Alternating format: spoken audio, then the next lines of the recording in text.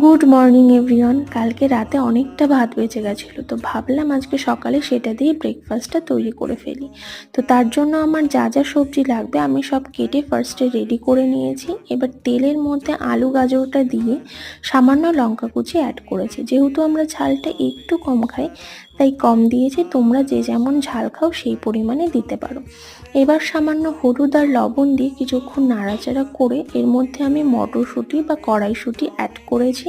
তারপরে পেঁয়াজ কুচি দিয়ে বেশ ভালোক্ষণ নাড়াচাড়া করে ভাজতে থাকবো যতক্ষণ না কালারটা চেঞ্জ হয়। তারপরে দুটো ডিম ভেঙে সেটাকে স্ক্র্যাম্বল করে ভাজাটার সঙ্গে ভালো করে মিশিয়ে নিয়েছি। তারপর রাতের যেই বাসি ভাতটা ছিল সেটা দিয়ে তার মধ্যে লবণ হলুদ চিনি অ্যাড করেছি, কিন্তু সেই ক্লিপসটা আমি নিতে ভুলে গেছি।